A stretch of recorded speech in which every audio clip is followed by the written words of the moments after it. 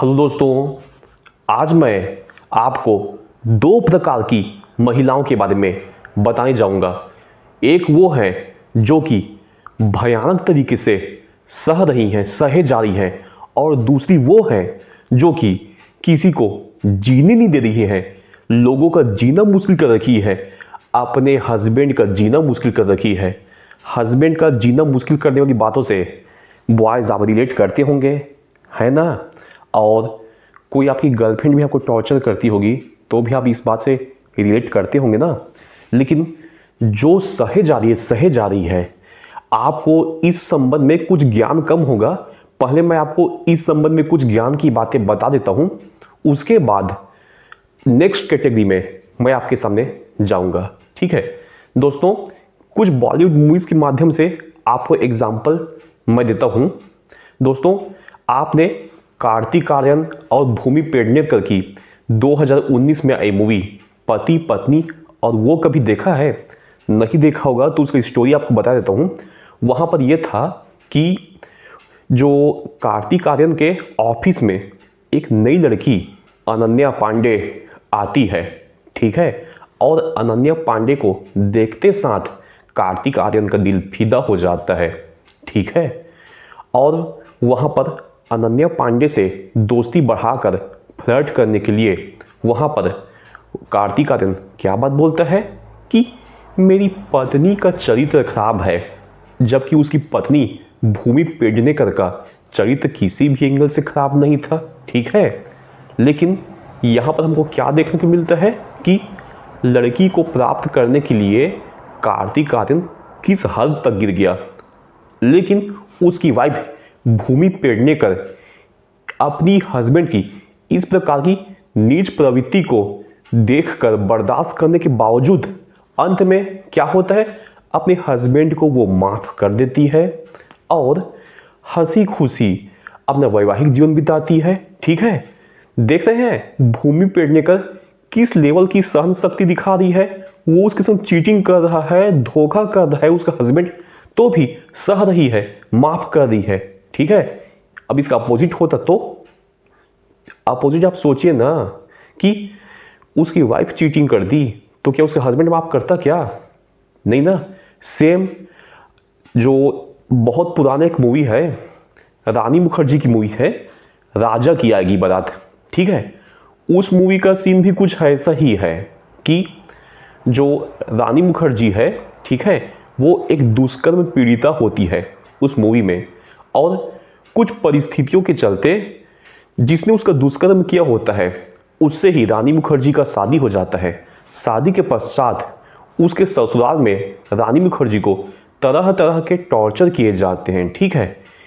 इतना भयानक टॉर्चर के बाद भी रानी मुखर्जी अपना खानदान को छोड़ के नहीं जाती, अपने हस्बैंड को छोड़ के नहीं जाती है, ठीक है।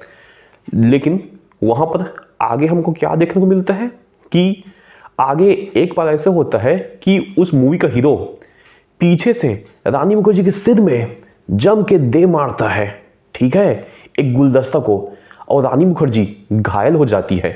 जब रानी मुखर्जी हॉस्पिटल में एडमिट होती है, ठीक है, तो पुलिस बयान लेने आती है कि बताओ तुम्हारे संग क्या हुआ, कैसे हुआ। तो फिर रानी मुखर्जी अपने हस्बैंड को बचाते हुए बोलती है कि सीढ़ी से गिर गई थी मैं, ठीक है। देख रहे हो दोस्तों किस प्रकार से लड़कियां सहे जा रही हैं, ठीक है, और सहने के पश्चात भी अपने हस्बैंड को छोड़ ही नहीं रही है। अपने हस्बैंड से लगातार कैसे भारी भरकम प्यार किए जा रही है, ठीक है। अरे दोस्तों, वर्तमान में भी अभी जो मूवी आया है ना मस्ती 4, उसमें भी कुछ इसी प्रकार की स्टोरी है। और मस्ती पार्ट 1 था, उसमें भी कुछ इस प्रकार की स्टोरी था। मस्ती पार्ट 1 में भी ऐसा था कि जो 3 दोस्त हैं, विवेक ओबेरॉय, आफ्ताब शिवदसानी, रितेश देशमुख, तीनों मिलकर नई लड़की खोजने का प्रयास करते हैं। नई लड़की खोज कर उसके संग फुल एंजॉयमेंट का प्लान बनाते हैं, ठीक है। और मस्ती 1 के लास्ट फाइनल में ये बात पता चल जाता है कि उनके हस्बैंड इस प्रकार के नेचर के हैं। फिर भी फाइनल में हमको क्या दिखता है कि मैं अपने हस्बैंड से प्यार करती हूँ, ये बात बोलते हुए तीनों को माफ कर दिया जाता है, ठीक है। लेकिन उसके आखिरी में भी दिखाई देता है माफी के बावजूद जब सीन आगे बढ़ता है तो एक और लड़की बगल से गुजरती है तो उसकी आंखें फटी की फटी रह जाती है। उस लड़की की तब फिर देखना चालू करता है, फिर देखना चालू करता है, ऐसे फटी की फटी रहती है। सेम मछली फोर में भी ऐसी हो रहा है, ठीक है, कि उन तीनों पत्नियों को पता है कि उन तीनों हस्बैंड, ये विवेक ओबराय, आफ्ताब शिवदसानी, रितेश देशमुख किस प्रकार के एक नंबर के लफंगे हैं, लड़कियों की तब किस प्रकार के नेचर से देखते हैं वो, ठीक है। उसके बावजूद मूवी के अंतिम में क्या होता है कि लड़कियां अपने हस्बैंड को माफ़ कर देती हैं और माफ़ करने के बाद वो उसके संग हंसी खुशी रहना शुरू कर देती है। क्यों? वो अपने हस्बैंड को इसलिए बर्दाश्त कर रही है क्योंकि उसे प्यार करती है, ठीक है। कि हमको क्या देखने मिल रहा है कि लड़कियां बर्दाश्त किए जा रही हैं, ठीक है। अरे दोस्तों, सेम इसी प्रकार की जो बात अभी जो मैं बोल रहा हूँ ना, मछली फोर के लास्ट के भी पार्ट को आप थोड़ा ध्यान से देखिए कि माफ करने के बावजूद जो मस्ती फाइव का वहां पर एक स्लोगन आता है, ठीक है, और दूसरी लड़की की तरफ ध्यान से घूर के देखना शुरू करते हैं तीनों दोस्त, ठीक है। इसी से पता चल रहा है कि लड़के सह नहीं रहे हैं, यहाँ पर महिलाएं सह रही हैं, सभी प्रकार की चीजें सहे जा रही है।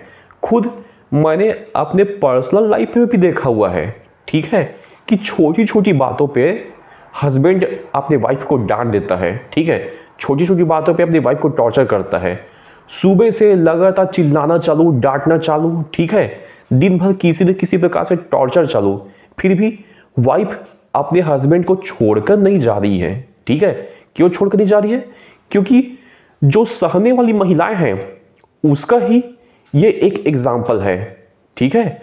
अरे दोस्तों, खुद मैंने अपने गांव में तक इस प्रकार का माहौल देखा हुआ है कि जो लड़की है उसको ससुराल वाले किस प्रकार से दहेज के लिए भर भर के टॉर्चर किए जा रहे हैं, जा दहेज लेके आ, जा ये लेके आ, वो लेके आ, ठीक है।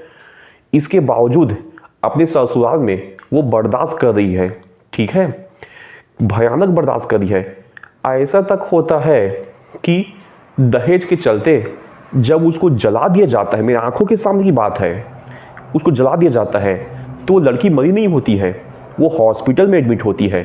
हॉस्पिटल में जब पुलिस बयान लेने आता है कि बताओ तुम कैसे जले, वहाँ पर वो अपने हस्बैंड का नाम ले देते, ठीक है, उसकी माँ का नाम ले लेते, अपने ससुर का नाम ले लेते, सब के सब बहुत बुरी तरीके से अंदर जाते ना। लेकिन वहाँ पे क्या बोलते हैं, खाना बनाते समय मेरी साड़ी में आग लग गया था और आग पूरे शरीर में फैल गया, बस इतना हुआ है।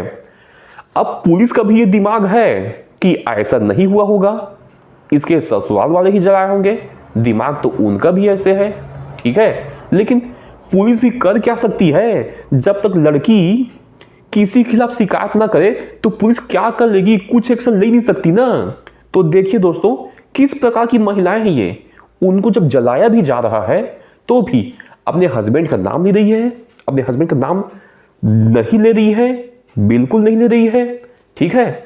ये है एग्जाम्पल सहने वाली महिलाओं का। और इसके बाद का एग्जाम्पल जो घर में किसी को जीने नहीं दे रही है, वो एग्जाम्पल तो आप भर भर के जानते होंगे, आप में से किसी को बताने की जरूरत नहीं है। दोस्तों, अगर आप एक बॉयफ्रेंड हो और मेरी बात को सुन रहे हो तो आप खुद बताइए, आपकी गर्लफ्रेंड कितने बार आपको संग गाली-गलौज की है, कितने बार उल्टा सीधा बात की है, लेकिन फिर भी आप अपनी गर्लफ्रेंड का क्यों बर्दाश्त कर रहे हो?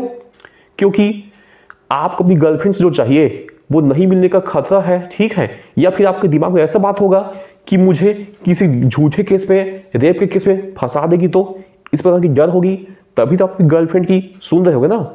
बहुत सारे लोगों के साथ ऐसे हो रहा है कि बॉयफ्रेंड अपनी गर्लफ्रेंड का सुन रहे हैं, ठीक है। जो है बहुत सारी महिलाएं भी शादी के बाद वर्तमान में कॉमन हो चुका है, बहुत कॉमन हो चुका है कि कोई उसे दहेज की मांग नहीं कर रहा है, ठीक है, फिर भी जबरदस्ती का दूर दूर के हस्बैंड के दूर दूर के रिश्तेदार का नाम दहेज के केस में लपेट दे रहे हैं, ठीक है। दहेज का केस बहुत कॉमन हो चुका है, डोमेस्टिक वायलेंस का केस बहुत कॉमन हो चुका है, मेंटल टॉर्चर का केस बहुत कॉमन हो चुका है।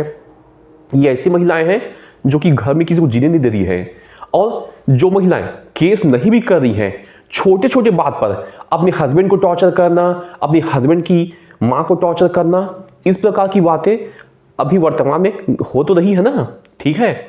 और यार सबसे बड़ी बात तो ये बता रहा हूं कि बहुत से यूट्यूब चैनल भी आ गए हैं जो कि इस प्रकार की बातें बोल रहे हैं कि marriage is the biggest scam. इसके संबंध में आप किरण रॉय लाइफ नेविगेटर नाम से चैनल दे सकते हैं, जहां पर वहां पर की मैरिज के बारे में भर भर की बुराई की गई है। क्यों आपको मैरिज नहीं करनी चाहिए, लड़कियां क्यों जो है अभी किसी को जीने नहीं दे रही है, इस प्रकार की लड़कियों के बारे में भर भर के उस चैनल में बताया गया है, ठीक है। अभी वर्तमान में जो बहुत फेमस केस था अतुल सुभाष केस, वो भी सेम ऐसा ही केस है, ठीक है, कि जहां पर लड़के की कोई गलती नहीं थी, लड़की ही उसको भर भर के टॉर्चर किए जा रही थी, ठीक है। तो आप दोस्तों पूरे वीडियो को साथ समझिए। एक तरफ ऐसी महिलाएं हैं जिनको पता है कि उनके हस्बैंड बहुत गलत है, ठीक है, उनके हस्बैंड का कई लोग के साथ अफेयर है, उनके ससुराल में भी उनको भर भर के टॉर्चर किए जा रहा है, फिर भी वो सहे जा रही है, उनको छोड़ने को तैयार नहीं है। दूसरी तरफ ऐसी महिलाएं भी हैं कि छोटी सी बात पर तलाक ले लेती हैं, छोटी सी बात पर कोर्ट कचहरी में घसीट देती हैं, दूर दूर के रिश्तेदार को घसीट देती हैं, एलुमनी की मांग करती है, मेंटेनेंस की मांग करती है। गरीब से गरीब घर की तक महिलाएं, अगर कोई अमीर घर का लड़का शादी करके लाता है तो 20 लाख 25 लाख का एलुमनी, 50 लाख का एलुमनी इसी प्रकार से मांग किए जा रहा है, ठीक है। दोस्तों आप सोचिए, अगर वो लड़की जो कि शुरुआत से गरीबी में बिताई हुई है, ठीक है, कोर्ट में इस प्रकार के दावे करे और सेटलमेंट के रूप में 50 लाख मिल जाए, तो बैठे बिठाए लड़की की सिक्योरिटी का बात आ गया ना। लड़की को बिना एक मेहनत किए सब पैसा मिल गया ना, ठीक है। तो हो क्या रहा है, जो घर में किसी को जीने नहीं दे रही है वो महिलाएं इस प्रकार से हैं कि शादी किया, 2 महीने साथ में रहा, फिर 2 महीने साथ में रहने के बाद हस्बैंड से अलग हो गए, हस्बैंड से अलग होने के बाद कोर्ट में 10 प्रकार का केस चालू कर दिया, और केस के चलते अपने हस्बैंड को किस प्रकार टॉर्चर पे टॉर्चर, उसकी पूरी फैमिली को टॉर्चर पे टॉर्चर किए जा रही है। देख रहे हैं ना, ये महिला ऐसे हैं जो कि घर में किसी को जीने नहीं दे रही है, और इसके बाद भी ऐसी महिलाएं भी इस देश में हैं जो कि लगातार सहे जा रही हैं, ठीक है। तो दोस्तों समाज दोनों प्रकार का है, ठीक है। आप ध्यान दीजिए कि किस प्रकार की महिला से आपका सामना हो रहा है, ठीक है दोस्तों। और पहले कैटेगरी की महिला से आप शादी करना चाहते हैं जो कि सभी प्रकार के सह रहे हैं, लेकिन आप तो अच्छे नेचर के हैं ना, आप तो किसी के साथ टॉर्चर नहीं करोगे ना। तो अगर आपको इस प्रकार की लड़की चाहिए जिससे कि आपका कभी तलाक ना हो, जो कि हमेशा आपके सहते रहे, कभी गलती से आप उसको कुछ बोल भी दो तो बुरा ना माने, अगर इस प्रकार की लड़की चाहिए तो हमारे इस YouTube चैनल में पर्सनल कंसल्टेशन में आइए, आपकी प्रीमैरिटल काउंसलिंग करवाई जाएगी और इसी प्रकार की लड़कियों से आपका सामना करवाया जाएगा और टिप्स दिया जाएगा कि पहला कैटेगरी की लड़की आप किस प्रकार से चॉइस कर सकते हैं, और दूसरी कैटेगरी की लड़की जो कि घर में किसी को जीने नहीं दे रही है तो उनसे किस प्रकार से बचा जा सकता है। दोनों को पहचानना काफी आसान है। आप हमें पर्सनल कंसल्टेशन में आइए और पर्सनली हमसे बात करने के बाद आप अपनी लाइफ के लिए एक नई दिशा दीजिए और अपने वैवाहिक जीवन को सुखमय बनाइए। दोस्तों अगर आपको हमारे द्वारा आज का दिया हुआ ज्ञान पसंद आया हो तो आप हमें इस YouTube चैनल को लाइक करें, शेयर करें एंड सब्सक्राइब करें। धन्यवाद दोस्तों।